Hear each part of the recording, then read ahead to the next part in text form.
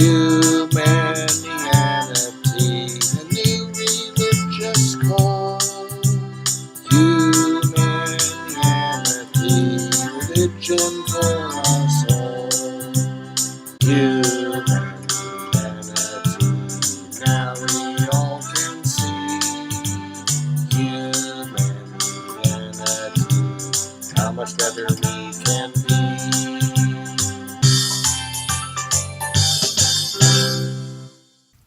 Hi, I'm Bill Van Fleet, and this is the fifth Humanianity conversation, having occurred on January 24th, 2019. It is the third recorded conversation with my friend Mike, who has helped me with some technical problems in doing these videos, in addition to the critiquing of the concept of humanianity. This conversation is almost completely about the apparently controversial proposed relationship between humanianity and religion. Some references are made to Chris, another friend of mine, who has strongly advised me to refrain from presenting humanianity as being in the area of religion. Chris is extremely intelligent, generous, productive, and highly motivated to make the world a better place. And he also has helped me with technical issues, in addition to helping me by challenging my ideas. Okay. Hey there. Hi. So, how have you been? What's been new? What's been going on? It's been like, 3 weeks, right? I was sick for a while. And Yeah. And I had a strange thing where a very small area became quite inflamed. I think maybe I coughed real hard and caused injury to the vocal cord and the area there, but never figured it out. And there were other strange things to it, but I'm pretty much completely over that now. So. Oh, good. And how are things going with Humanianity and the website and everything? Anything new, interesting? Have you been attacked yet at the recently at the Nova Social Group? We meet tonight, and it's going to be on morals. Where do we get our morals from, and so forth. So that'll be it'll be interesting to participate in that. That could be a tie-in, right? That could be a tie-in somewhat to Humanianity. Oh yeah, there are lots of tie-ins, and he has a very opposing viewpoint in that he believes that the answer is to abandon religion and let it die, and in its place essentially engage in a humanistic rationality, something like that. And I, of course, see that as an example of tribalism. In other words, we're the good guys and they're the bad guys. We have the answer, and we need to let them die out, or kill them off. Right. Them meaning the theists. Right. The religious people. Yeah. Religion having that bad name, independent of whether the religion is theistic or non-theistic and stuff like that. Right. Oh, it's so interesting. So Chris advocates that for everything, including non-theistic religions. If they, like Unitarian or something like that, a Universalist. Yeah, every religion. Apparently so. He is against Unitarian Universalism because it allows things like faith or respecting other religions, respecting Judeo-Christianity, and so on. Really? Yeah. Wow. So, but at any rate, he has a position to take. It is not the same as mine, and hopefully, as time goes on, there will be a coming together. Hopefully. But there I know that, yeah. but it's interesting because that kind of ties into, and it's a good segue into what I remember we had planned on talking about, discussing today, which was, if memory serves, the whole tie-in between humanity and religion, and kind of really exploring why you feel it has to be that way, what the connections are. And I would be interested in doing that too, because I mean, I certainly don't have an animosity towards any religions, far from it. But that being said, I also don't really see the requirement that you seem to have for humanity to be considered a religion. And that is something I remember before I got sick and everything kind of got the holidays and whatnot. Yeah. I would be talking about. Well, good point. We come back to this issue. Humanianity is not a religion. And wait a minute. Right. Say that again. I want to record that so Chris can hear it. Yeah. It's not a religion. Right. So humanity is not a religion, but yet it says. Have you changed that on the website? No, the website clarifies that. Now, what we can do, I think I can demonstrate my point relatively easily. I need to ask you, though, what I have never, in our 3 or 5 years, however long I've known you, have ever heard you say humanity is not a religion. Is this a new change? Have you? No. What happened? No, it's just that it's very difficult for people to really understand what I'm saying because they have certain usual ways of thinking that are tied in with cultural mores even.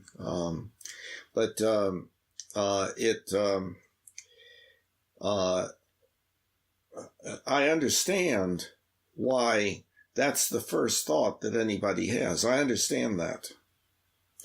However, what we can do, I can demonstrate to you relatively easy with just about 3 paragraphs at the very top of the very first page that you get to in the Humanianity website. I mean, let's do it. Let's do a screen share and we'll go over that. Share. Okay, now this will take a minute. Let's see. So Bill, you're actually positing now that and communicating that if somebody asks you, no, you'd say humanity is not a religion. Is that what you're saying now? Well, because that is such a departure. No, it's not. Where you've been. No, it's not a departure at all from what I've said, but it is hard for people to hear and understand.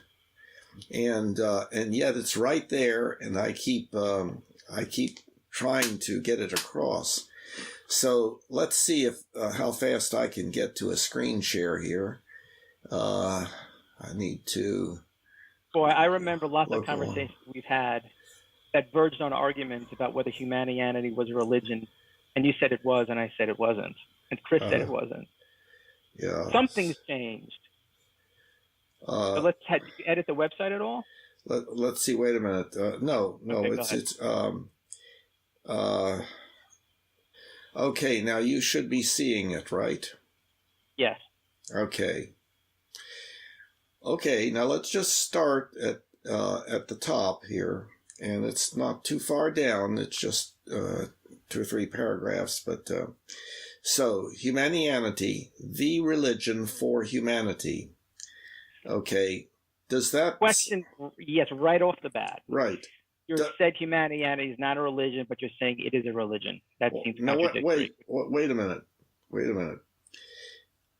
This is not saying that humanianity exists. It's not saying anything. It's just a title. It's just a it's something to think about. So when it says the religion for humanity, what is the meaning of that? It means working together rationally on increasingly becoming the ethically mature human species we can be. Okay? And then the only requirement by definition to consider yourself a Humanian is the commitment to try to live in rational consistency with the Humanian ultimate ethical principle, which we know about. Okay, now let's now this website we don't really have to pay attention to that paragraph. What humanity is and is not, and that's the question. Okay, now humanity is religion. Now that doesn't say humanity is a religion. It says humanity is religion in the descriptively accurate sense that it is human activity, the primary purpose of which is to help individuals formulate, understand, and apply fundamental principles regarding the best way to live their lives. That is, a basic ethical philosophy, set of beliefs about what the right things to do are and why, or stated in a different way, how to be a good person and why. Thus, neither implied nor denied here by the word religion are theism, supernaturalism, or belief maintained by faith or obedience, these being absent in some entities recognized as religions, and not necessarily maintained by all individuals currently involved in many recognized religious organizations and activities. And note that some individuals and organizations engage in religious activity as here defined, but do not label their activity as, quote, religious, in some cases because of negative attitudes toward or concern about negative attitudes toward, quote, religion, as it is usually thought of. Okay, now the next two paragraphs. I'm going to let you continue to do your presentation, and then I'm going to respond. Okay, then, yeah. Humanianity is currently a movement within religion, within many specific religions to varying extents, and within the human species in general, away from authoritarian ethics toward rational ethics, and specifically toward rational ethics based upon the above HUEP, or some ultimate ethical principle very much like it. This movement is especially, but not only, an increasing effort to replace some of our natural tendencies to engage in dominance hierarchy behaviors, some of which cause tremendous amounts of PSDED, with behaviors consistent with the social contract by everyone for the benefit of everyone. Thus, Humanian ethics is based rationally upon the above HUAP, not upon obediently maintained beliefs, for example, theistic, about which there currently can be no widespread increasing agreement, despite such agreement being increasingly, desperately needed by our species with regard to our ethics. Okay, now here it is, the final paragraph. Humanianity can be conceptualized by a metaphoric image that consists of a somewhat conically shaped mountain, the vertical dimensions representing time. Around the bottom of, and at varying distances from the bottom of, the mountain, are worm-like entities seemingly crawling up the mountain, but actually growing at the top end and atrophying at the bottom end, each of these entities representing a specific religion or similar cultural activity not necessarily labeled a, quote, religion, that is becoming more progressive, self-analytic, self-reformative, and self-expansive at the top end, and that is giving up outdated components at the bottom end. As this movement within these entities occurs, and the entities eventually approach the top of the mountain and therefore come closer to each other, they will tend to merge. And when all of them have done so, they will finally become Humanianity, the religion for humanity, Currently, however, Humanianity consists only of the movement or growth process toward the top of the mountain within these entities, religions and other similar entities. Now, do you see that that's a different idea than putting another worm on that mountain? But no, I can definitely see what you're saying. Uh-huh. And I understand, and the description, the more nuanced description, and how you're using the word religion. I also believe very strongly that the way you are presenting Humanianity and the words you're using, the sentences you're using, does not clearly articulate that. What I'm reading and what I'm getting, even from the parts that you read, is kind of like a double, you're not saying something contradictory, but it's very difficult to understand the way you're using religion, because you're saying things like up top, the religion, for Humanianity. You're saying humanity is religion, and even though you're also saying Humanianity is a movement, that it's all these things. It's very difficult, I think, even for somebody like me who has no biases against religion, but it's even difficult for me to kind of read between the lines and kind of see what you're getting at when I am reading statements that seem contradictory. Humanianity is religion. It's a movement. You say up top, the religion for Humanianity. I think that the way you're using the religion in these multiple ways is triggering. I think that, and I completely understand what you're saying, and I have a tendency to agree. My question for you is, why not make that? So clearly, let me make this premise, I guess. Clearly, I think, and I think people like Steve and Tuna and other people and Josh and who had read this would agree that the way it's like the premise makes a lot of sense, but the way it's being described, it seems wrong, seems opposite of what you're saying in a way. So why are you so wedded to, like, why not just describe Humanianity, a movement within all religions? Like, why are you positing this as the religion for humanity? I think that's what I'm stuck on, Chris is stuck on, Steve is stuck on, Josh, Tuna, everybody in our social circle is stuck on. Well, why? Well, okay, I understand that there's several things to respond to in what you've said. That's the problem. We'll take them one by one. Okay, let's take the first one. What would be the first one? The first one for me, I think, would be why it is that, let's take an easy one first. Why are you just not communicating Humanianity in its current form, which is a movement within religions?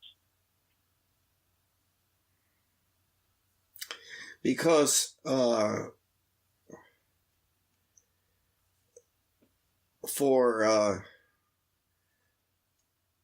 two reasons, I guess.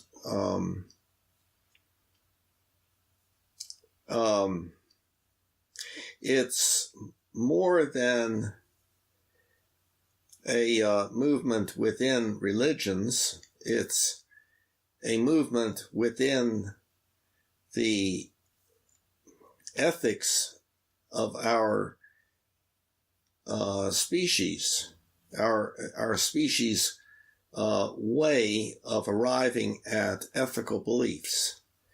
which is primarily these days authoritarian, although it is moving away from that. And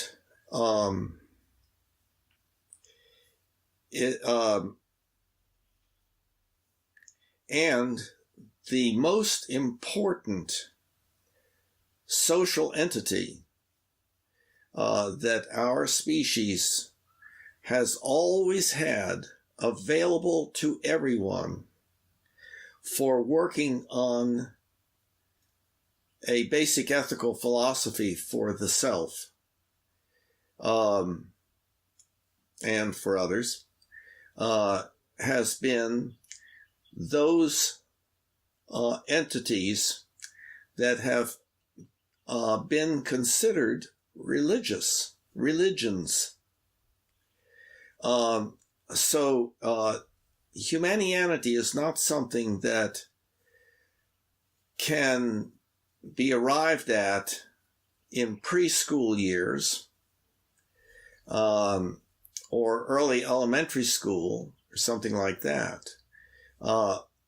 Preparations for that through appropriate child rearing can indeed be taking place. But the issue of studying together as adults, in other words, when we're out from under the main source of ethics in our lives up to a certain point in our lives, through childhood and to some extent early teenage years and so on. Beyond that time, people need to come together and interact with each other with the goal of indeed working on that issue. And there have not been any other readily available social entities throughout the history of our species, and that has been the understood place for doing that. And I use the analogy, I guess you would say, well, it's more than an analogy.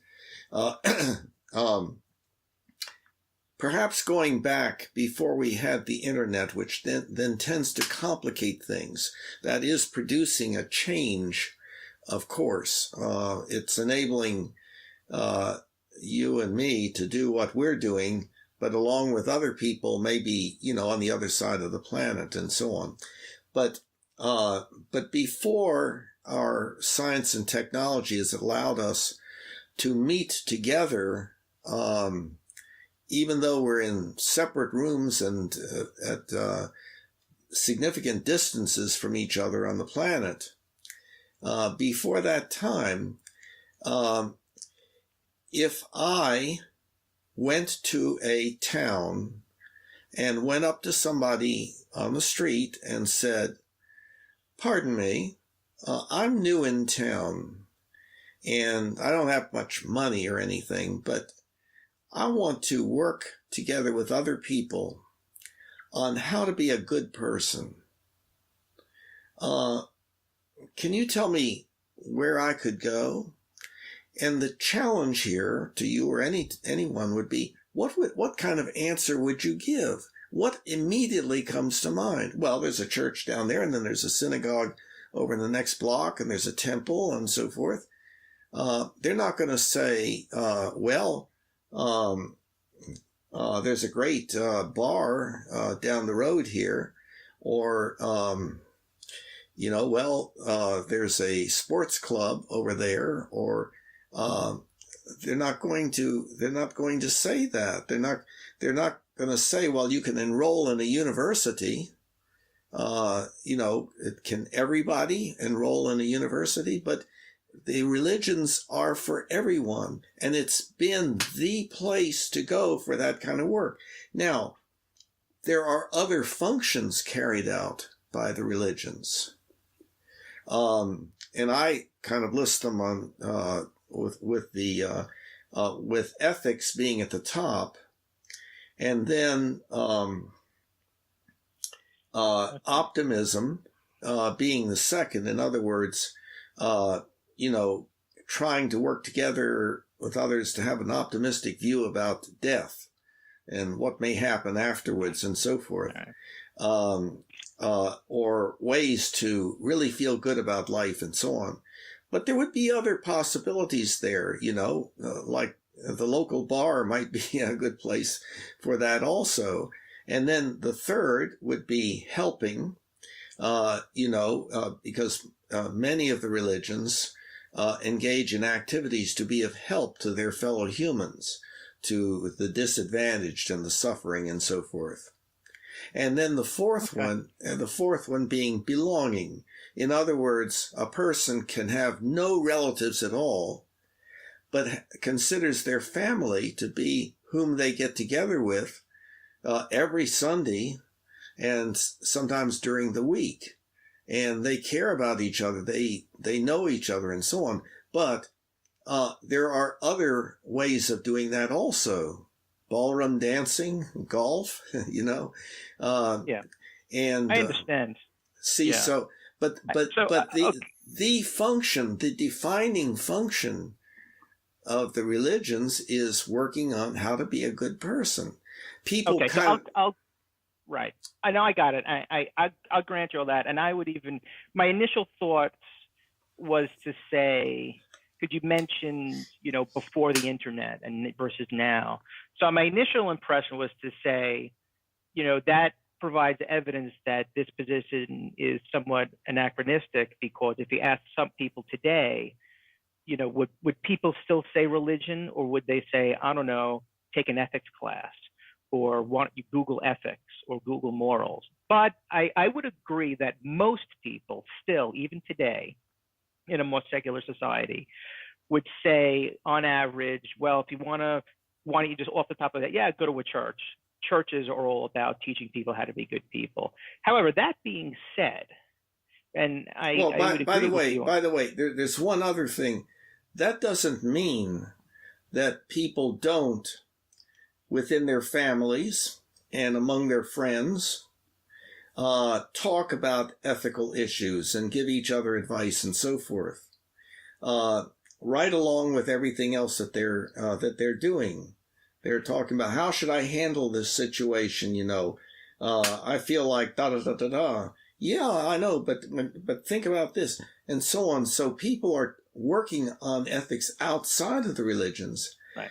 But the place to officially get together to work on it intensively, and specifically to work on that, and even maybe to have some literature or hear a presentation by somebody who is specialized in the area. The only place that is true of has been the religions. Okay, now I would grant all that. I think you are, in my opinion, I think we both have a difference of opinion on what the main function, or the I don't know, the purpose is really the wrong, maybe the purpose, function of religion is. I know you're saying it's how to be a good person. I think most people would say that the main purpose of religion is to bring you closer to some kind of transcendence. That is not necessarily how to be a good person. That how to be a good person is secondary purpose. What you're describing as, togetherness and optimism and whatnot, and what happens after death. I see, or perhaps even, theism, the existence of a transcendence. I see it kind of reversed. I think most people would say that religion is about that transcendence and how to get closer to that in a otherwise secular, environment. So when most people see religion, whether you're an atheist or a theist, the first thing that's coming to their mind is not moral. The first thing that's coming to their mind is God in some some trance or some type of transcendence. Yeah. See, I do understand all of that. I absolutely understand all of that. So then why not say Humanianity a new type of religion? No. Why say the religion for Humanianity? Well, wait. I wanted to get back to this. Sorry, go ahead. I understand what you're saying, that is what comes to most people's minds. And I think the question is, well, why doesn't what I'm talking about come to their minds? And it's because it is such an embedded way of, such an embedded process that it is overlooked. It's kind of like it becomes part of the background. But when you think about it, when somebody gives a sermon or the equivalent, are they not advocating for a way to think, feel, and behave? Are they not saying, consider looking at things this way? This is the way you really should look at things, because this will make your life better, make you a better person. Now, not in my experience. People give sermons, and the reason why you're supposed to do what is preached is because that's what the Bible says in the case of Christianity, or that's what God wants, right. Or that's what the Buddha said, or something. And that right. See, it seems. I want to get back to an important point. Wait, please. Bill, you're contradicting yourself, wait, Bill. I'm not. You just demonstrated. You said two things. I have to get back to this, Bill. Okay, one thing. Let me just say, you just demonstrated what I was talking about. Well, what I just said brings up a whole other issue, as one of authoritarianism, which also seems contradictory to Humanianity. But with respect to why don't people see this, in the way you're seeing? Why don't people see religion in the way that you're seeing religion, which, upon closer inspection, I could definitely see what you're describing here. So on the one hand, you're claiming that Humanianity is a religion because of the way it's been viewed upon for thousands of years, but you're also saying at the same time that the way they viewed religion for thousands of years is wrong or incomplete. No. So it seems like there's a cherry picking going on here. Like you want to go with the flow of what's happened the past 1,000 years, but you don't want to accept what the definition of religion has been for the past thousands of years. No. So what do you mean? Can you explain and expound on that? Yeah, I tried to stop you a little bit earlier to explain that what you had just described was what I was talking about. Now, our species, and therefore our religions, have been, with regard to our ethics, authoritarian. So when the person giving a quote sermon or presentation is talking about God, it's saying this should be your attitudes toward God, and you should obey God, and God wants you to do this and that and the other. The sermons are not just there to present the evidence for the existence of a God. They don't do that. They make that assumption because that is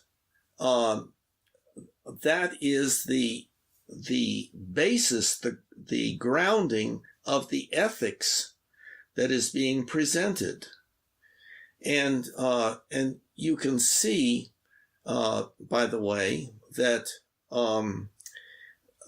many of the religions produce a very strong ethical philosophy that is at variance with other ethical philosophies, enough to go to war, enough to put on a suicide vest and give your life for. In other words, obeying God is the way of being the good person, in many of the religions. Not all of them, but the the effort to find something transcendent is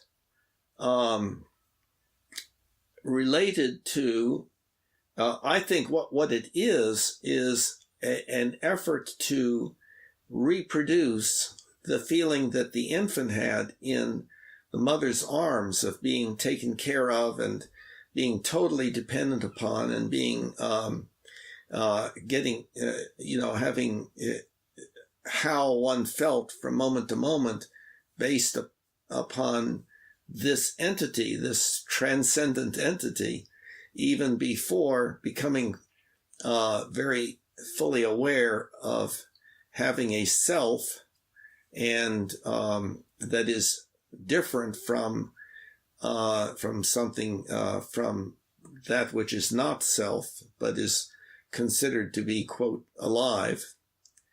But what people overlook is the reason why people are going and saying, yeah, tell me about God. They're not asking what is God made of and what is the evidence for God and so forth.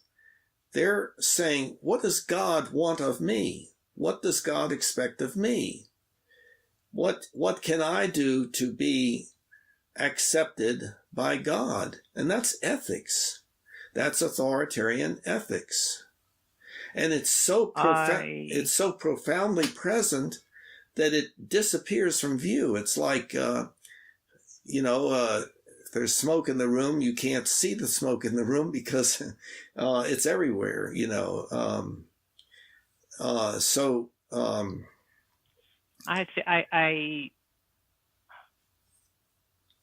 that seems not quite a spin on definitions to suit a perspective that you have, but kind of close to it. And the reason why I say that is because I think that there's a practical reason I'm saying and a theoretical reason I'm saying. I think practically, the difficulty that we've seen over the years of getting through to people on exactly what you mean by a religion, I think practically demonstrates, and it has been universal. Every single person who I know that has looked at this, bar none, and that's just the people that I know of, have brought up this issue. So I think that demonstrates some kind of practical myth in the communication here of how you're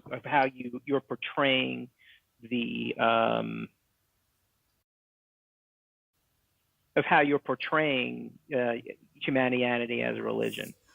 But even beyond that, and this is where the kind of theoretical comes in. Mm-hmm. You seem to be making, I don't know,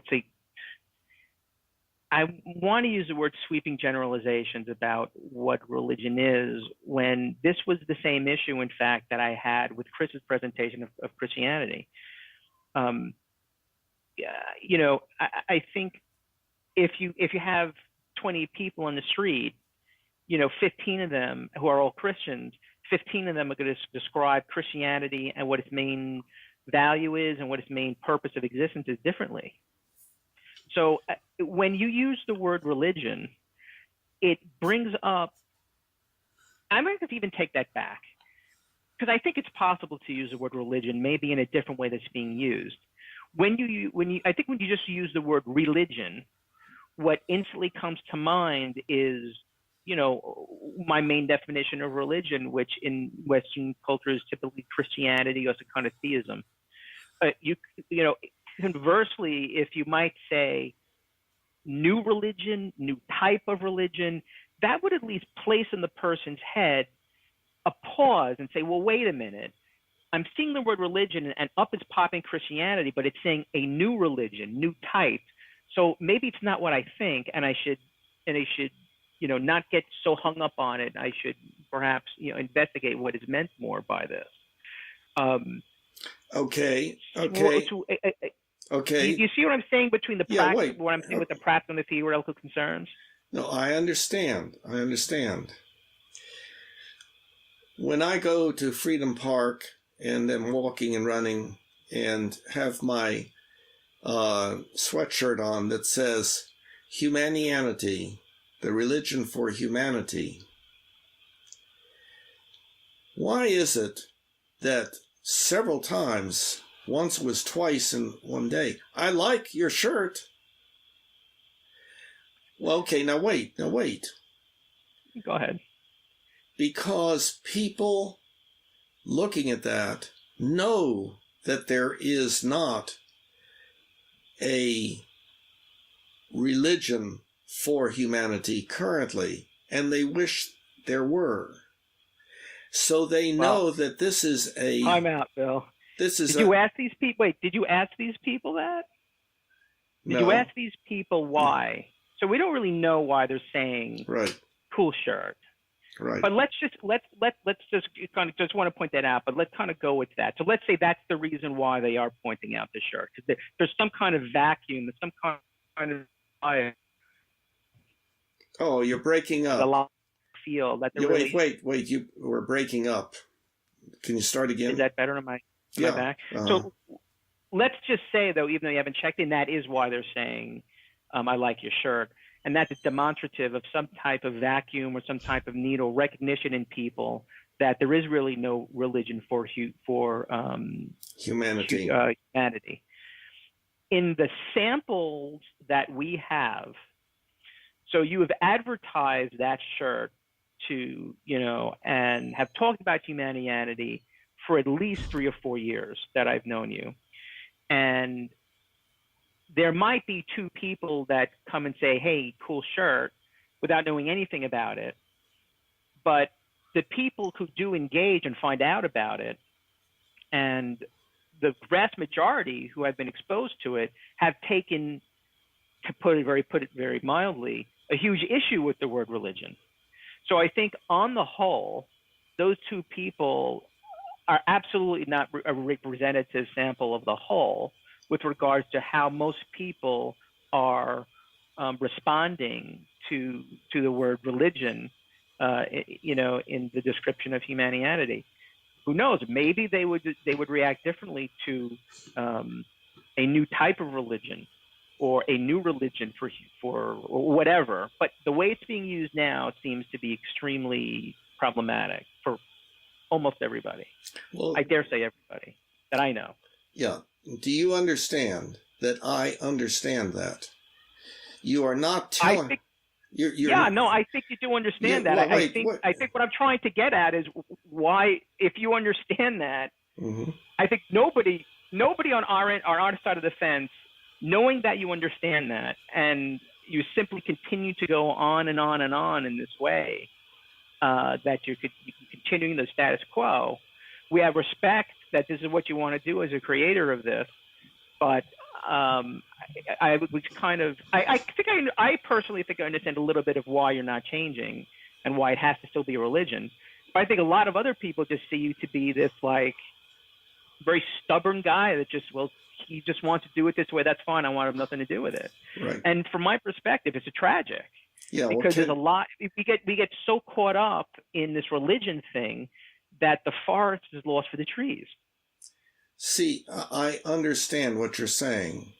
So what I could do is I could become dishonest and say things differently than what I believe in order to go along with the crowd that has what I consider to be a non-rational approach to these issues that is based upon the current difficulties that the religions are going through coming into the modern world, where so many people have developed negative feelings toward the religions, and take the usual human approach to that, which is not optimal, and that is you're either with us or against us.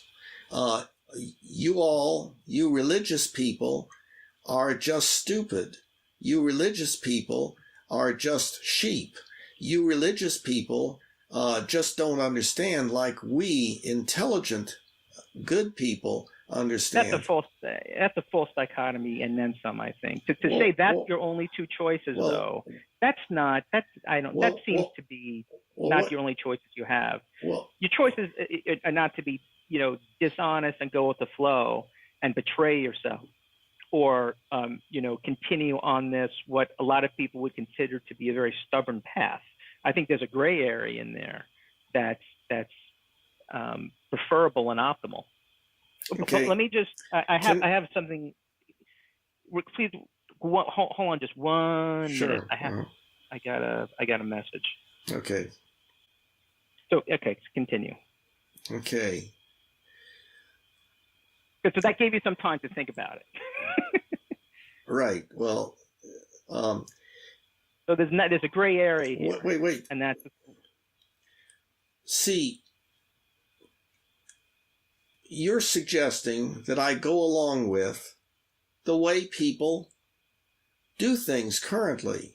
No, that's not what I'm suggesting. In this area, yes. If people are against religion, then you join them and be against religion. You're tied up with... I'm just telling the person we'll talk tomorrow. Yeah, okay.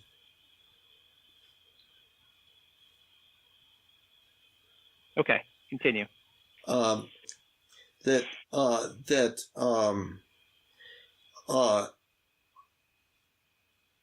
way people normally think is, we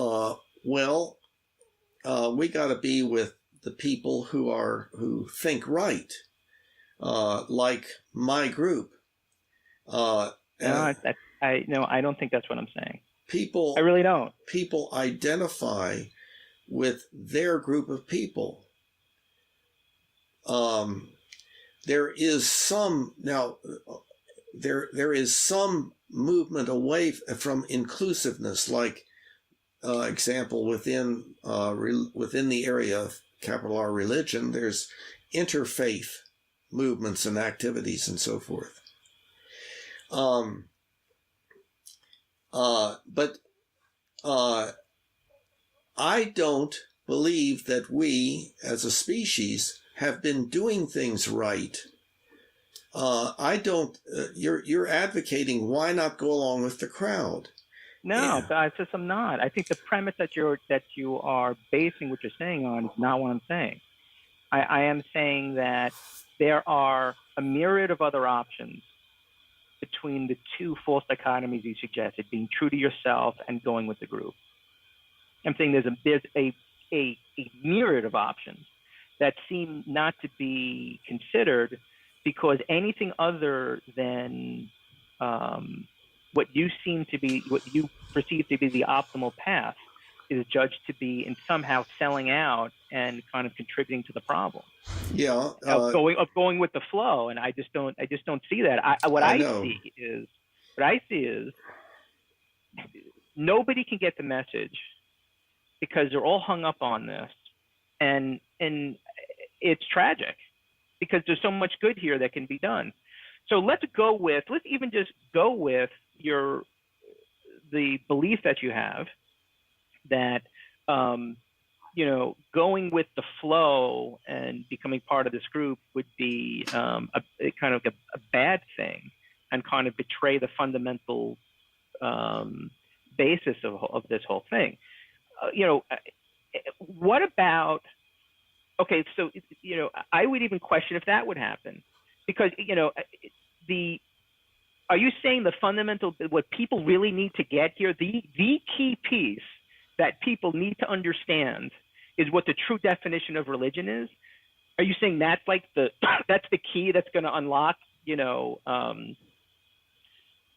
ultimate ethical principle and people living by that? I don't think so. I think it's just corollary detail. No, I don't think it's at all that simple. Well, exactly. So why not remove this roadblock so people can get the message and start changing? people are not just going to. If it were that easy. Hold on a second. This one I really have to take. This is my manager. Okay. Hold on a second, Phil. Sure. Okay. And by the way, you are seeing me, right? Not the website. Yeah. Okay. We're both. So please continue. Yeah. Okay. Because we on part 1, and then there's part 2 that I have I think. Well, wait. For the recording purposes. I don't mean. I don't mean about that. Well, I think we should. So you have to remember, you're gonna have to edit this part out. So you might want to. No. How about wait? How about we do this? I'm not. Let me re-ask the question. No, wait, please. All right, go ahead. Let me finish. Go ahead. I was presenting my defense of my position, and there were 2 areas that I wanted to cover.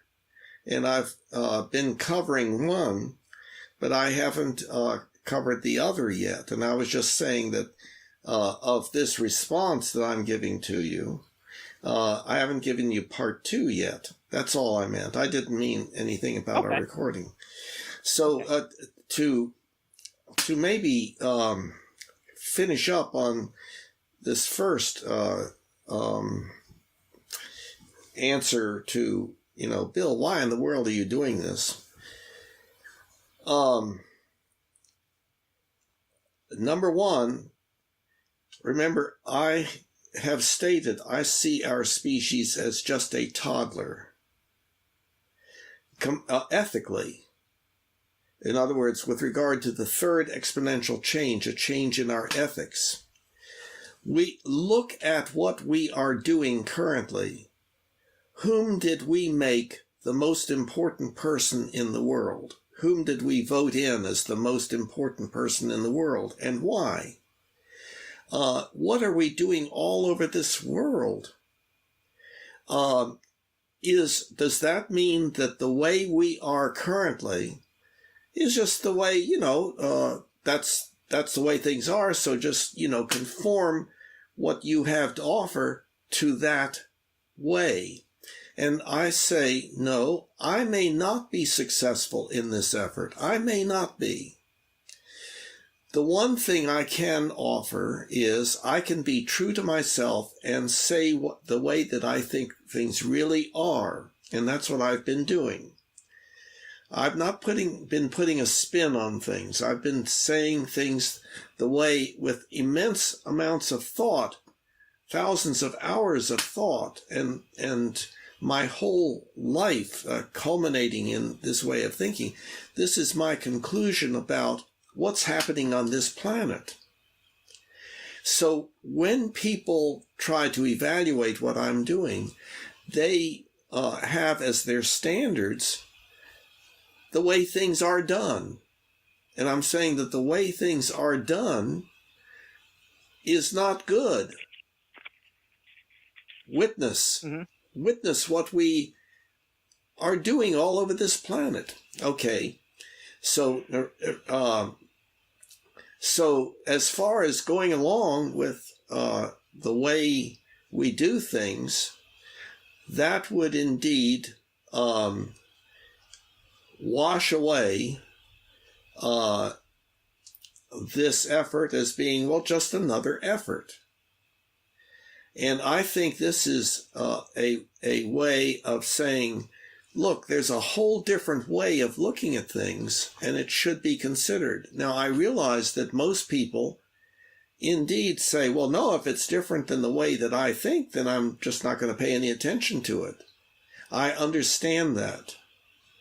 But, ideas sometimes start... Wait. It's some ideas... saying things that I don't remember saying. I don't think I'm saying that. I guess okay. Then maybe I've mistaken. I'm not saying that. Okay. No. Okay. But let me. I'm saying only one thing. But let me try to present how I'm thinking, because you're saying, Bill, your thinking seems strange. Your thinking is wrong. Your thinking is... Nope, not saying that either. Well, you're saying I should change. Bill, don't call it religion, et cetera, et cetera. And I'm giving you... No, I'm not even saying that. I'm not sure what we should call it. Okay. I'm not saying that either. Okay. So let me go to part 2. which won't be as long. I don't think will be as long. All over this world, there are these entities, usually in buildings, that meet in buildings. I just want to clarify, by entities you mean what? I'm clarifying it. Give me a chance here. Okay. All over this world, there are these entities that generally meet in buildings, and they are recognized as religions, and they are the occupation of some people and the activity of many people that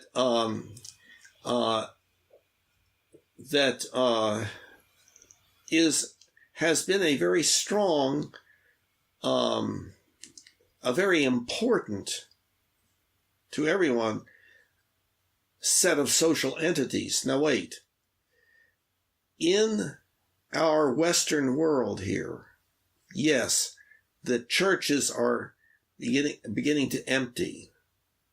Do I think that that's a good thing? Well, a lot of people think, yeah, it's good. We got, let the religions die out. Nothing particularly to replace them. Certainly a person can find somebody else to talk with by Skype or in a get together at a bar or something like that, or can form a little group that specifies we're not a religious group, even though it may be doing exactly the same things that religious groups have done. But this thing of abandoning this set of activities that have always been engaged in over this world, and still are most everywhere, except of course having great difficulty and kind of emptying out to some extent in our Western part of the world here, rather than turning those buildings into dance halls or eating places or whatever, why should they not continue to be places for people to come together to have important conversations about how should we live our lives? So I am not in favor of letting the religions, quote, die out, or of stamping them out. I am not in favor of that. So the alternative to that is the improvement of religions. And how do I contribute to the improvement of religions? By saying, I've got something new and different, but it's not religion. No, okay. Go ahead. I understand what you mean and your desire to not allow religions to die, even though I'm not really sure that's going to happen or is happening, but not allowing them to die in the Western world on the basis of your narrative of history. So, but I think we're kind of really not addressing the issue that I would want to, which is this false dichotomy I think you have with regards to humanity. But I'd like to take this one topic and present to you an alternate narrative that I actually think a lot of the people in the social circle might adhere to more. So you've characterized, religion as being the go-to place for almost the entire history of humanity with regards to how to be a good person. I would kind of agree with that. So let's say there's some kind of biological imperative, and there is, I probably don't know what its name, for group definition of what's right and wrong, to coalesce in a group, social connections, and so let me present you a different narrative here. That's outside of theistic space. That's, I think, more adopted by people in a social circle. The what? Atheists. The what? That would be adopted. That's adopted more by people in a social circle. What is this alternate narrative I'm about to say? Okay. So the reason why religions religions became prominent in response to this fundamental evolutionary imperative of learning how to behave in groups and social connection and whatnot. And the reason why those institutions arise the way they did is because of a lack of any type of scientific or knowledge about the way the world really worked. So in conjunction with all those evolutionary imperatives that I just described, there was this vacuum of why things were happening. So there was a deity created for explanation and comfort of what's going on, et cetera, et cetera, et cetera. So fast forward that narrative in today's world. If you're to say the religions are to die and become, I think in the narrative that I'm talking about, those evolutionary imperatives are still here, and that humans will find other ways more healthy from the atheist perspective ways of coming together and identifying what's good. So it's basically by keeping the religions alive, you're not allowing humans to create other institutions to fill this evolutionary imperative that they have. So it's like you're keeping them in the dark ages. It's like not letting go of what's supposed to be let go. So how do you respond to that narrative? Because I can't imagine that happening. What kind of to overstate what you're talking about is, okay, so the churches would just be left standing and deteriorating, and then halfway down the block is a new building set up for people who are doing this new thing. That doesn't make sense to me. Religions are not building. Well, wait. I mean, I'm talking about the pursuit. I'm talking about the religion is pursuit. Well, let me try to flesh in what I'm talking about. Inside the building are people, religious people that have specialized in religious thinking within their the tradition of their culture. And rather than letting them become homeless while halfway down the block a new building is started up and there's a person working at wait, please let me try to flesh in this. I'd like to present the picture. You see the homelessness as bad. I see it as necessary. Okay, we'll get back to that, but the homelessness is what's going to create the vacuum to create the new institutions. Okay, and that to me sounds awful. But let me give me a moment here, just to. What's happening in the religions, to varying extents, is that this movement, this change in how we determine our ethics, and a movement that is more and more accepting of the findings of the natural sciences and of science in general, that is occurring among the people who are in those temples and churches and synagogues and so forth. That movement is taking place in those areas, and those are the people that that are on the forefront, the leaders, the helpers of the vast majority of people who don't spend a lot of time in their lives reading all the different religions and all the different philosophies and so forth, but instead have jobs to do and so on. I don't understand what you're saying. I'm saying that here are people who are engaging in this change that I'm talking about. this change, this movement that I've put a label on called Humanianity. They are involved in that, and they are the ones that, above all, should be the ones, because they are the leaders. They're the ones that That's interesting. That they are the ones that study. They do a lot of studying all the different religions and getting perspective and so forth. They're not all fundamentalist Christians. Now, I understand that there's a natural way for anybody in our part of the world to think, especially in the South and so forth. Religion? Oh, yeah, that's, Christ died for your sins and you're a bad person and avoid hell by it, et cetera, et cetera.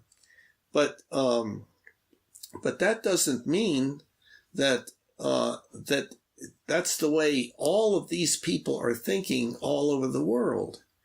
And so this movement is occurring indeed within the religions.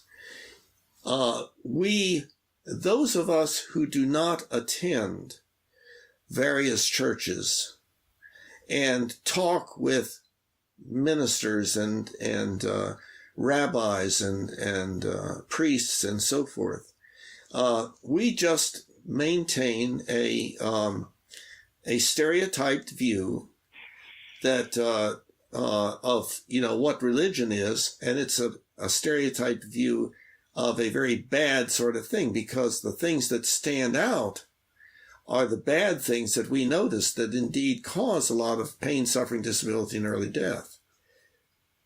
That's not what I think, but I would agree that people in our social circle would agree with that. Yeah, that's that what religions are bad. I would agree. Yeah. But I still am curious about what you think of this alternate narrative, that the disillusion of religions that were essentially formed during a period of time where there wasn't much knowledge and understanding of the world, in essence, need to die so there's a vacuum that can be created and a replacement for some other type of institution that speaks to the human need for guidance on what is right and wrong and social interconnectivity and interaction. So in essence, using that narrative that I think more of the non-theists have, keeping religions intact is a huge opportunity cost. It represents, it's kind of like it would be as if when humans were evolving, we decided to keep our non-opposable thumbs. Well, the opposable thumbs needed to be removed so we could have an opposable thumb. And it turns out an opposable thumb is much better. Okay. You can't hold on to the past. Okay, well, wait. An analogous thing would be automation is putting people out of work more and more. And it's going to apparently be a really bad thing with producing lots of starvation and so on. And so your argument would be, well, that's a good thing because that will promote something new that will finally stop all the pain, suffering. Wait a minute, let me finish. Pain, suffering, disability, and early death. I don't think that creating a vacuum and putting all of the people who have devoted their lives to understanding this area of our lives, as opposed to science or politics or whatever else, or something new that would come along, or putting all of them out on the street and making them homeless, so that will stimulate something new, is a good thing. Instead, we need to prevent people becoming homeless. We need to prevent people from having their lives destroyed by making making their adaptation. Let me finish. Make time out. The disillusion of Christianity, not that I'm advocating it, but if ever it does happen, it is not going to put tremendous amounts of people to make that analogy between automation is not even a comparison that I should even be considered. I was using the disillusion of Christianity. I was using your statement that putting these religious leaders, making them homeless, so we'll create a vacuum and something new will arise. No, there's so many things wrong with that statement and that narrative. I can't even begin. Let me just start with one. Okay. The putting people on the street the way you're describing denotes some kind of artificial break in time where they're going to be out and someone else is going to be in. That's not the way these types of gradual changes work. It's gradual.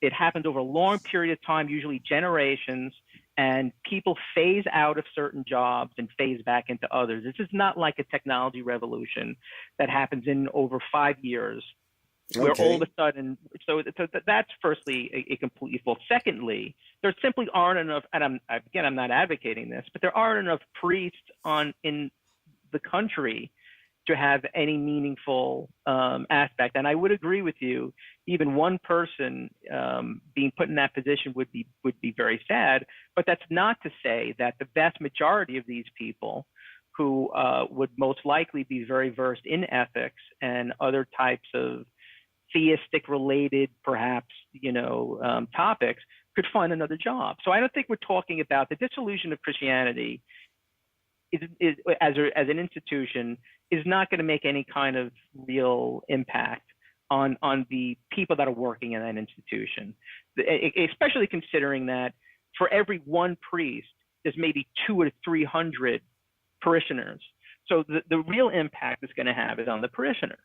So to even make that, to discuss that kind of impact, I don't think that's realistic. The analogy that I was bringing up was the narrative that a lot of the theists would have with regards to the dissolution of religion, that it's a natural evolutionary step in the development of humanity, that we let go of institutions that were created thousands of years ago, before a time when we had the type of secular society that we had.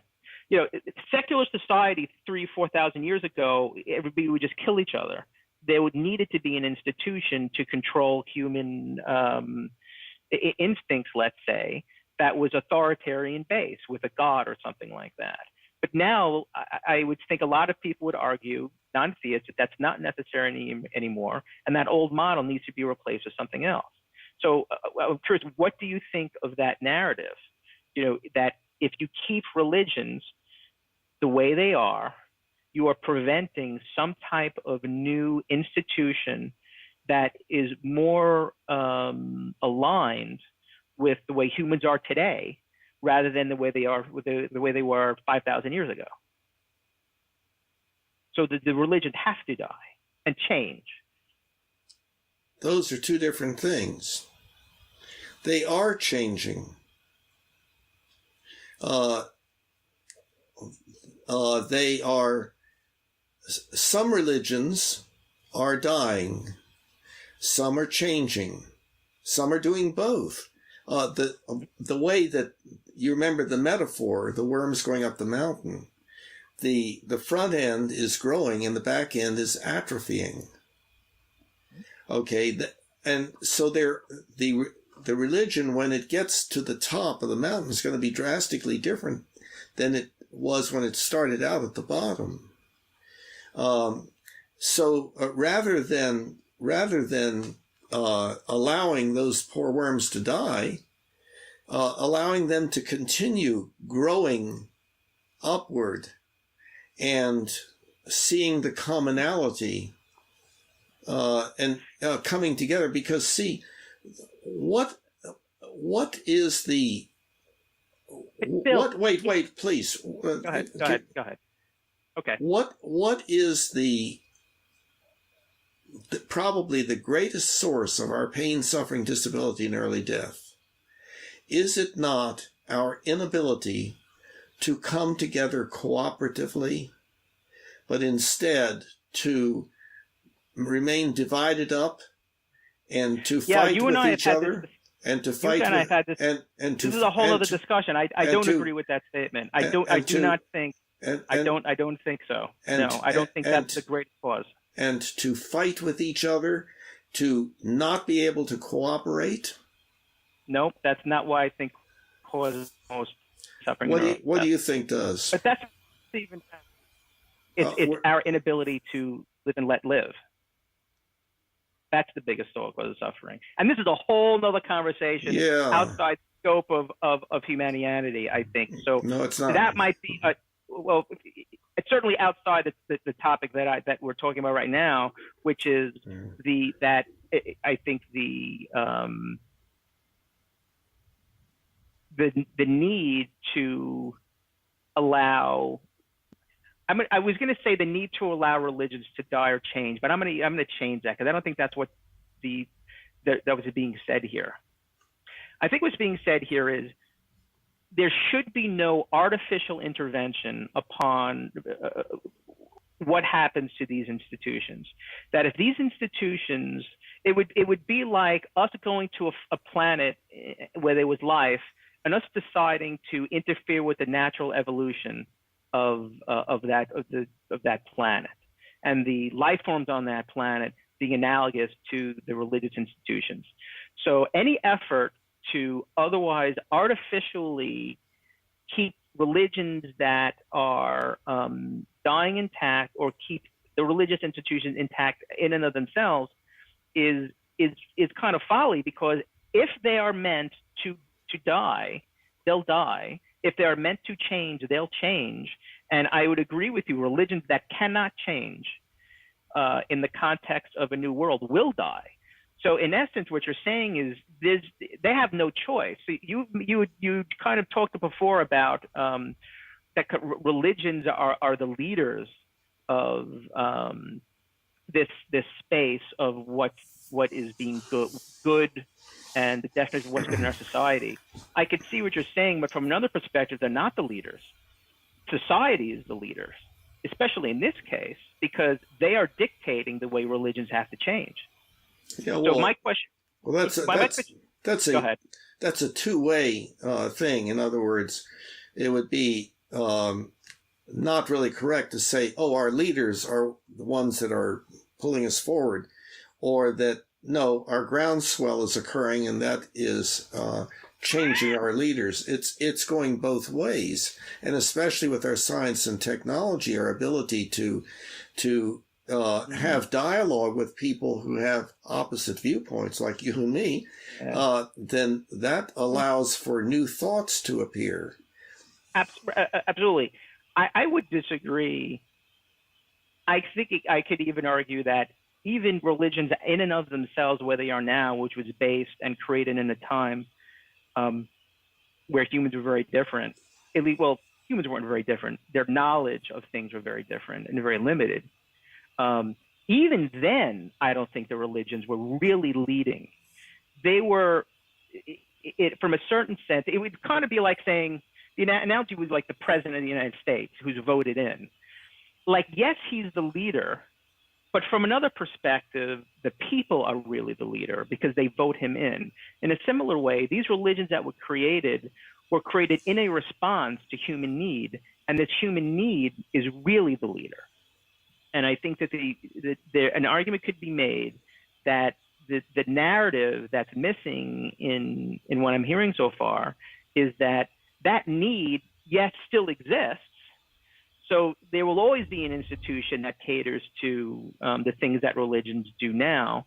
But because of the other changes that are happening in human society that have to do with the secular in nature, that change is natural and inevitable, and if it doesn't, the religions that can't change will die.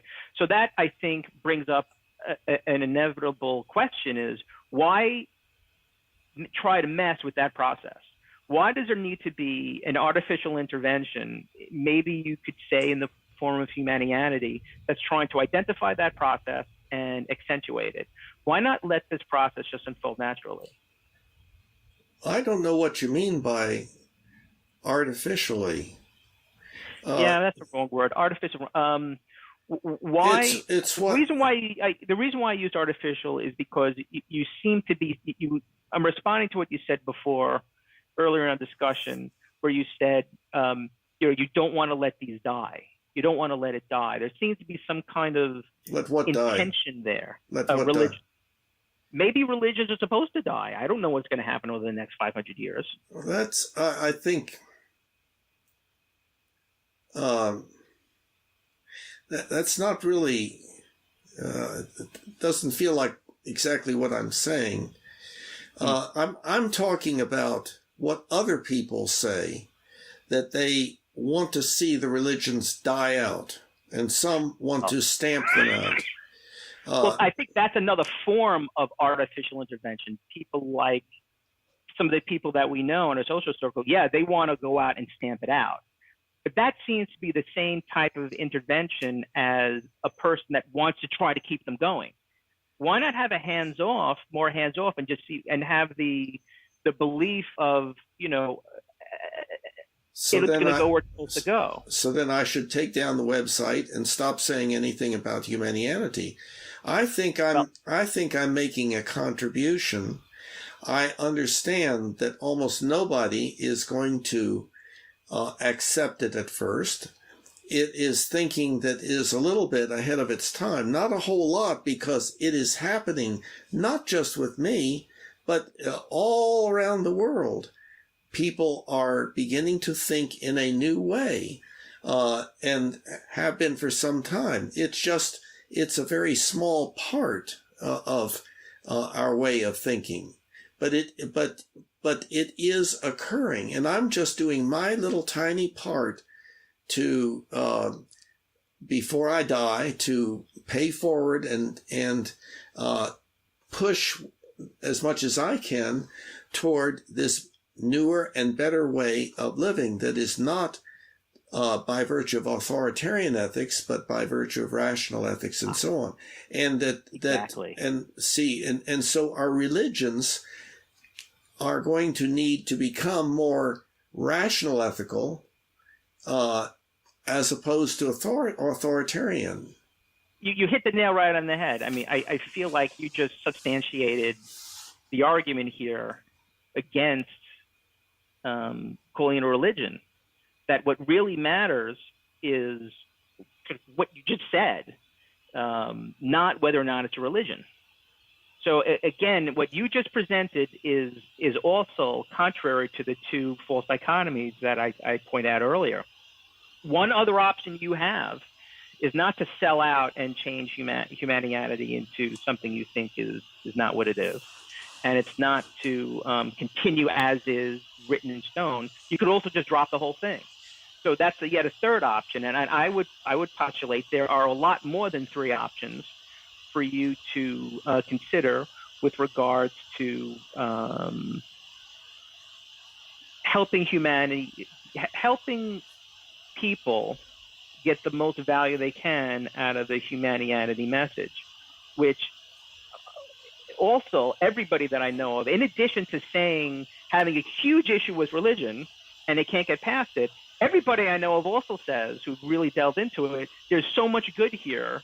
It's tragic that, this religion thing is this major roadblock.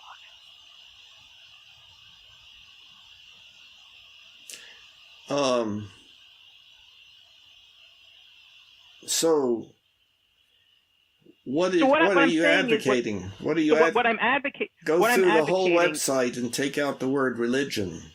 No, I'm not even advocating that. Okay. All I'm advocating for is for you to strongly, I'm going to use the word consider, but what I really mean is change your beliefs. To strongly consider the possibility that there's more than just two outcomes here and more than two ways forward.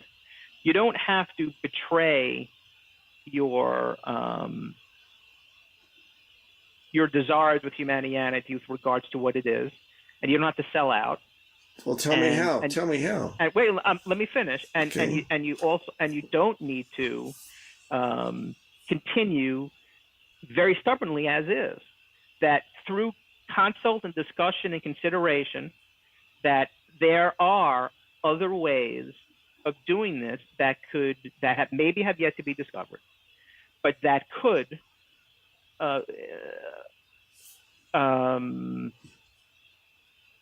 be win-win for everybody. Okay, but you say may not have been discovered. If they have not been discovered, and certainly not by me, then I just quit, and that'll save me money, the website and all of that. But I was asking you. Okay, what I'm addressing, what you're asking for is a solution to a complicated problem that you want solved in like 2 minutes. What I'm saying is, well, I guess that's my feeling when you ask me kind of what's the alternative. What's the alternative? I see. You're saying for you to give an answer in 2 minutes. Right. Step one. Mm-hmm. There can't even be a discussion about what the alternatives are as long as you have this belief that it's this or that. That if I change Humanianity in any way, there's no point, and it's against the fundamental principles of this whole thing, and I might as well not even bother. As long as that's in place, there can't be any exploration of what the alternatives are. And you might be right. At the end of the day, there may not be any alternative. I'm listening. I asked you. I asked you a moment ago. Okay, well, what are you suggesting? Is it take out the word religion everywhere? No, you say not that. What is it that you're saying I should do? Again, I am saying that you cannot be asking me for exactly what you should do with this complicated, passionate consideration that you have. Not exactly. And expect me to answer it and expect me to answer it in a minute. No. What I'm advocating for is that when we have discussions about this, and I think that other people would agree, that you seriously consider a change of position. Like what? What position? That Humanianity can be positioned some other way than it is now. Like what? Bill, this is nonsense. You know exactly what I mean. No, I don't. I'm trying to address the stubbornness here, and you're doing it again. You're trying to pigeonhole me into a position where it's clearly no way out of it. I'm not going to allow you to position me in that position. Well, now what I'm saying, I apologize. I am not going to be able. Wait. I apologize then for that. I'm not going. I do not know what it would be, but I'll say it again. I do know that as long as you continue to have a position where if it's anything else in the way it is, it's the whole topic is the whole organization, the whole viewpoint, the whole belief system is invalid, then there can't be any conversation. What I'm advocating for is a change of that position. Can you give me a chance here just to say something? Yeah, go ahead. I keep listening for alternatives. I know the way that you just indicated there, that what my effort to be conscientious and be honest, you are labeling as stubborn. And I know that a person can be labeled as stubborn or as living true to what he believes, and so on. You can use adjectives that are pejorative or the opposite. But what you're telling me is, Bill, you've just got to do something different. I can't tell you what it is, but you got to stop doing what you're doing. Otherwise, you're being stubborn. And no, I think stubborn is a pejorative word, and perhaps I shouldn't have used that. I think what I can say is that if you do not change your belief that humanity in any other form would be contradictory to the fundamentals of the idea, I think you can kind of almost guarantee it's going to die. And that would be unbelievably tragic. I would say in such a situation, it would be better to abandon the fundamental concept and try to get some of the value out there, because it seems to be where it's going. I don't know how to do that. I have tried to. That's the problem. Right. I have tried to be as clear as possible about what I think is happening and needs to happen to save our species, perhaps, to save it from extinction, and to get to a far better way of life than we've ever had before. I've tried to think of all the different alternatives and so forth. It's not as if I just came up with this one day and then I'm just going to be stubborn and stick to my guns and so forth. I'm listening to alternatives and weighing them. And sometimes what people suggest to me does lead me to do something somewhat different. But this, I've spent thousands of hours thinking about this. Nobody else has. They've been thinking about equivalent things and have been making their contribution. But as far as this particular thing is concerned, so far I have not met anybody who has thought in this way.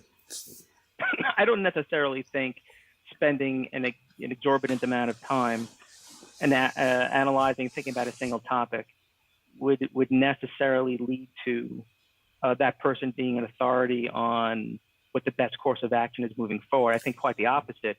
Spending that kind of time on a single topic can cause somebody to be put blindfolds on and not be able to see other options.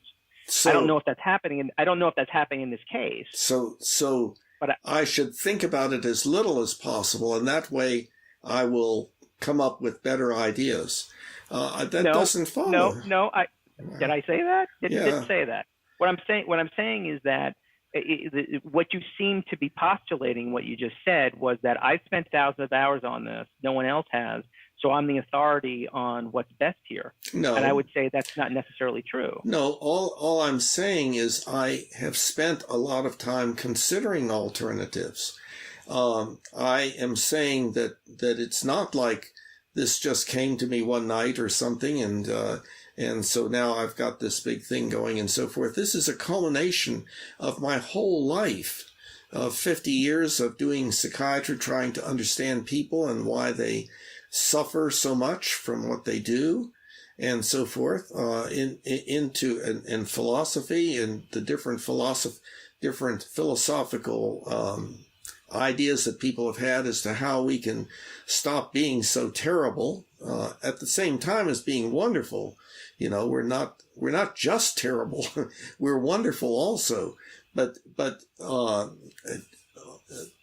just turn on the news, or, we're always doing terrible things, and we are our most feared predator, and that maybe that's just the way it is. And, but that's, I can't accept that.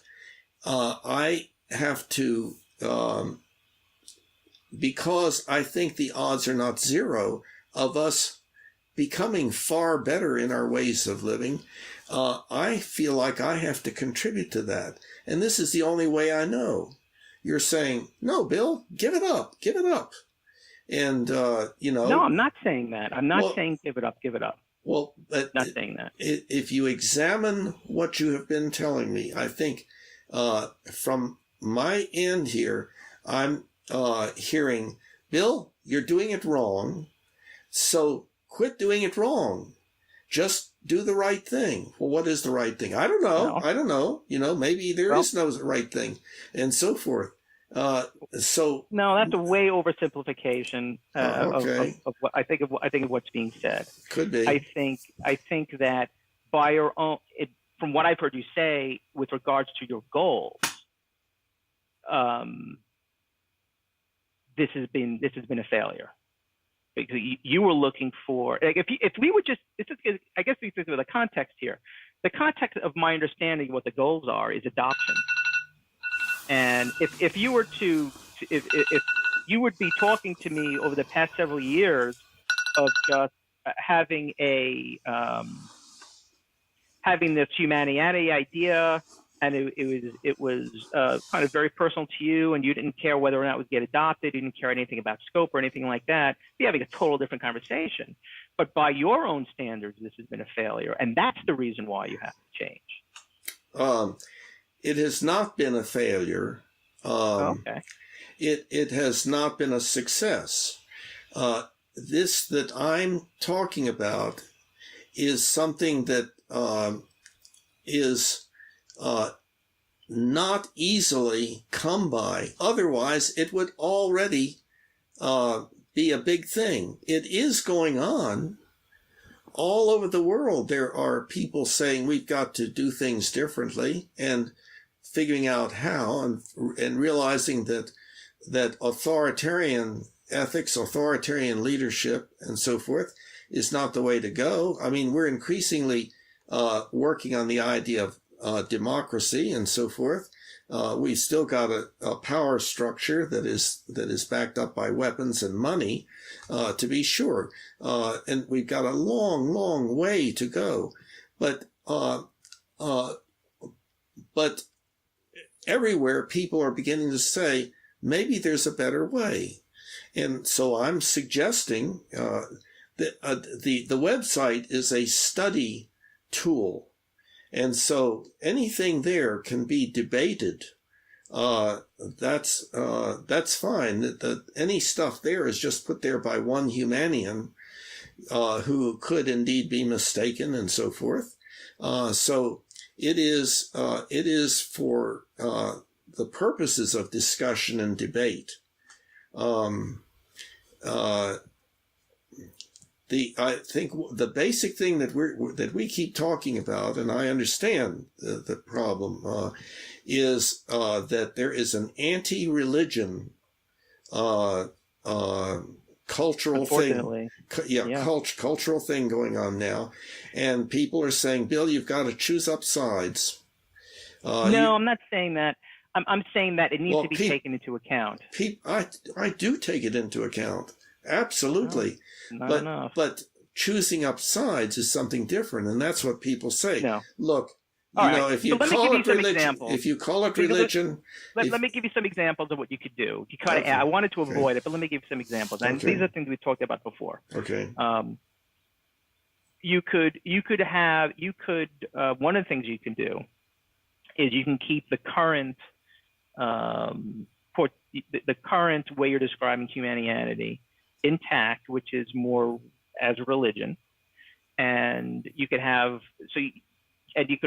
you also kind of communicate various parts of the message in other ways that don't really require the person adopt the view that it's religion. That's kind of like one thing you can do.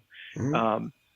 So you could decide to have only one approach, and instead kind of gradually introduce the participant into the concept of a religion, kind of like more change the way that you are, keep their whole religion thing intact, but kind of like what you're doing now is you're jamming it down. It's like the second thing that you read in big letters, the religion for humanity, the religion for humanity. That's another thing you consider doing is changing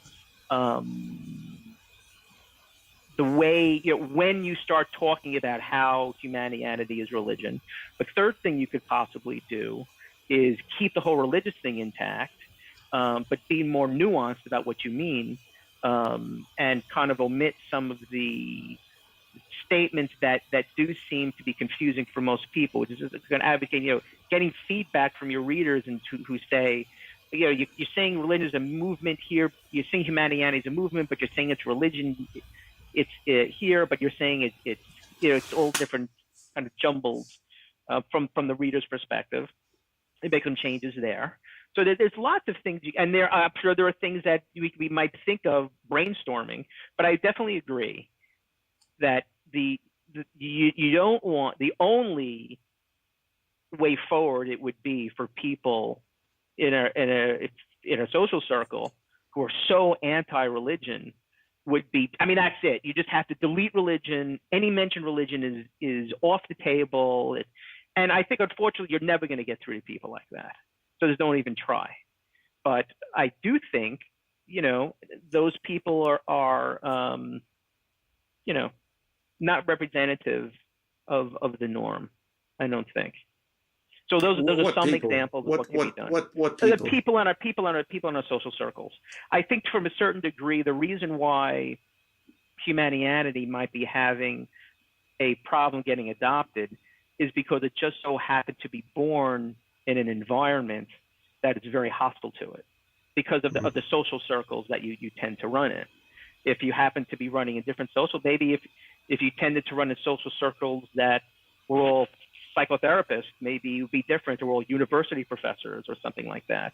It would be maybe, or theists, it would be very different. Mm-hmm. So I think it's unfortunate here. And I agree. I don't think we should lose a forest for the trees and say, well, because these people are so against it, we have to completely change it. Not saying that by any stretch of the imagination, but I have heard you said that, and maybe I'm wrong with regards to what you're looking to accomplish here, that really what you're looking to accomplish is, your dream would be to see this thing get more traction. I mean, is that true or not? Do you really care? Well, yes. Let me try to answer now. Okay. Yes, it would be just wonderful to see it take off. But I have known for years that I may never see that I may die never having seen anything come out of it. And yet, maybe, and maybe not, it might start taking hold after I'm no longer here. The odds are not zero of that happening. The problem is, I have to remain true to what I am doing. For me to state differently than what I believe, in order to go along with the group, is to do the very thing that I think causes so much pain, suffering, disability, and early death. Our tribalism. If you're going to be one of us, then you've got to believe what we believe. And now I believe that a person should be able to stand up and say, well, I don't agree with any of you about this, and I would like to debate it back and forth. I'd like to share and compare ideas. That's the kind of species we need to become, not one that says, well, you've got to just, pick your group and then go along with that group's tribalistic views and so forth, and maybe kind of sneakily every now and then suggest something that might have some effect, might not. No, I accept this role that I am put in by my species, that if I really say what I think is correct, I'm going to be looked down upon, laughed at. I'm going to be considered to be XYZ, stubborn among other things. Well, hold on a second, Bill. Time out. That is not why many people consider you to be stubborn, because you have a different point of view. And because I won't. That's not why. It's because I won't change. No, I don't think that's the reason why either. Oh, why? Why then? I think it has to do with the way your ideas are presented during a conversation with people. Well, I think that there is inadvertently, perhaps, you give the impression that you have already decided to reject the person's perspective before you heard them. And I think that's why this is one of the reasons why. Really?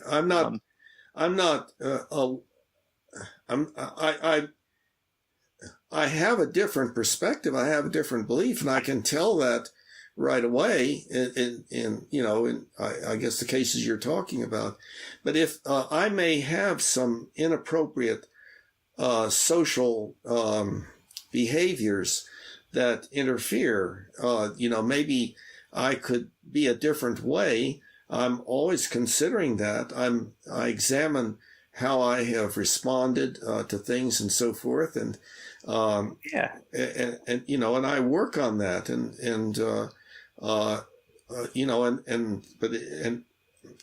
I work on trying to benefit from feedback from people. So it's wonderful that we're having this conversation, which, by the way, has got to come to an end. I've got I know. the group You got to tonight, end at 6:30, right? Approximately. I know, yeah, unfortunately. Yeah. I think this was a great conversation, and I propose the next topic for conversation would be agreement and the need for coming to agreement. That would be excellent, because that is one of the strongest prejudices that people have. Agreement, no, that's what gets you into trouble. No, and so forth. And the challenge page, the third one at the top of that talks about the terrible prejudice we have against the idea of agreement. Yeah. And it's something I think it would be a good discussion for us to have, because similar to what I did today, which I kind of, for the purposes of the discussion, I took the opposing point of view, and that I knew. I don't. My personal opinion doesn't clear, as you know, doesn't fully align with the position. But I think when it comes to agreement, I think I could provide a much more authentic, because I actually don't think that coming to agreement is necessary for to avoid PSDED, pain, suffering, and early death. Okay. And I don't think that's the path forward. Yeah. No. And it's my answer to it is more complex than that. No, it's not just coming to agreement, but it's coming to agreement to that which is accurate and beneficial, and and always working toward agreement, but always being open to the exploration of disagreement.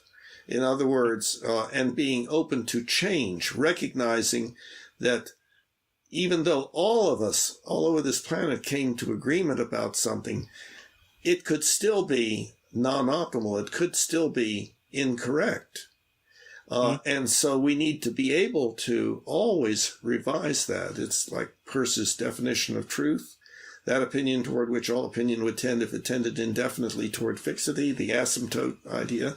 Never say, okay, we all agree, so now that's it. No, always be open, and that's the way. That's a basic ethical principle within the sciences, that many adhere to, and some do not all that much, and so on. So, all right, cool. So, how about next week, same time, 4:30 Thursday? Does that work? That sounds good. Excellent. Okay. All right, my friend. I really appreciate it. Oh, as I do. I love our conversation. Send me the video if you need it edited or whatnot. Let's talk during the week. Okay. Take care. All right. Bye, Bill. Have a good one. You too. Bye-bye. Bye. Humanity, now we all can see. Humanity, how much better we